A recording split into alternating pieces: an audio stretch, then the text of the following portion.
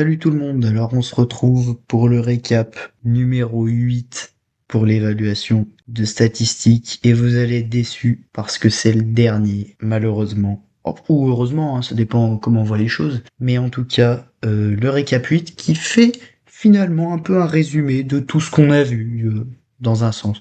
D'abord les données. D'abord les données, c'est donc les résultats du deuxième tour de l'élection municipale de cette année dans le département du Rhône et donc dans les communes concernées par un deuxième tour. Alors plusieurs choses d'abord. Un graphique sur les suffrages exprimés, donc on a simplement sélectionné la colonne. Non, autant pour moi.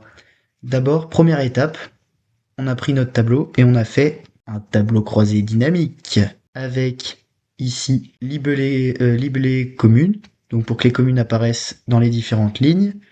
Ici en colonne, on a mis les valeurs qui sont indiquées juste en dessous, donc somme des inscrits, somme des abstentions, somme des votants, somme des bulletins blancs, somme des bulletins nuls et somme des suffrages exprimés. Donc un petit tableau croisé dynamique duquel on sort un graphique des bulletins exprimés dans les différentes villes. Ensuite, on voit un petit graphique. Ça, je vois bien ça à l'évaluation, un petit graphique à faire.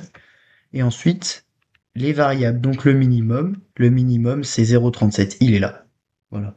Donc on a mis le minimum, la formule minimum de cette colonne. Attention, juste petite précision, là on avait fait un tableau croisé dynamique, on ne peut pas, si on peut, mais c'est compliqué, les formules, pour qu'elles marchent bien, il faut pas que ce soit un tableau croisé dynamique. Donc on a fait un copier-coller tout simplement du tableau, et en enlevant le fait qu'il soit croisé et dynamique pour avoir juste les valeurs. Donc ensuite on a calculé notre minimum, notre maximum à chaque fois pour les pourcentages de suffrages exprimés, l'étendue, avec une petite, à chaque fois des petites interprétations, bon voilà. Le mode, on peut pas le calculer parce que c'est sur un taux, la médiane, la moyenne, avec à chaque fois ma formule, moyenne, médiane, minimum, maximum. Le petit guillemet là, c'est pour sélectionner la feuille, résultat par commune 2, c'était le nom de la feuille, un guillemet de chaque côté, point d'exclamation, et ensuite ma première cellule, deux points, ma dernière cellule. À chaque fois, c'est ça la formule, vous voyez en haut dans la barre, sauf pour l'étendue évidemment, vu que c'est maximum moins minimum. Là, ça va me donner l'occasion, c'est parfait, de vous montrer la formule du quartile.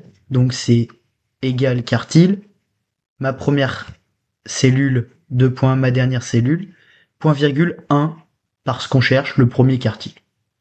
Pour le quartile 3, c'est point virgule 3. Voilà. L'intervalle interquartile, c'est Q3 moins Q1. La variance, ça permet de vous montrer la formule de la variance avec var.p.n, comme on avait dit.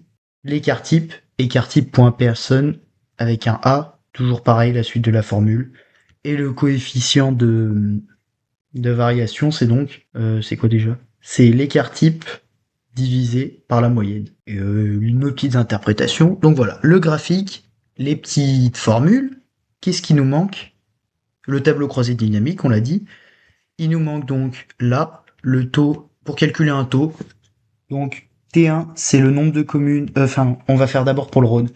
T1, c'est le nombre de communes qu'il y a dans le Rhône, 288. T2, c'est le nombre de communes qui ont participé au deuxième tour, donc qui ont eu besoin d'un deuxième tour pour voir qui était le maire élu. Donc on calcule un taux, 1 moins le nombre de communes au deuxième tour, divisé par le nombre de communes totales. Voilà, donc 1 moins 24 sur 288, ça fait apparemment 0,92. Ensuite, on avait fait un autre exemple juste au-dessus pour la France. Donc pareil, 1 moins 35 000 environ le nombre de communes qu'il y a en France, divisé par 1600, le nombre de communes en France qui sont passées par le deuxième tour. C'est un taux un peu approximatif, mais bon, ça donne une bonne idée quand même. Et donc c'est assez intéressant de voir qu'il y a plus de 90% des communes qui n'ont pas besoin de deuxième tour aux élections municipales. Voilà ce qu'on peut tirer comme conclusion. Et enfin, pour finir, assez rapidement j'espère, l'enfer, littéralement. Les nombres de classes. Apprenons ça. Je m'inclus dedans parce que j'ai pas compris non plus. Apprenons ça. Et ce sera déjà pas mal. Il y a 3 méthodes qui sont expliquées là-haut. Voilà, il n'y a même pas de formule, je crois. Enfin, s'il y a une formule avec un logarithme, voilà, là.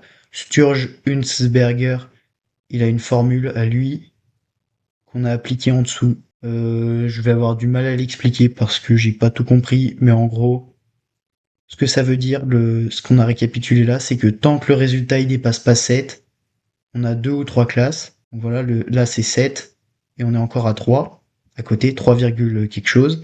Entre 8 et 20, on est à 4, 5, à peu près.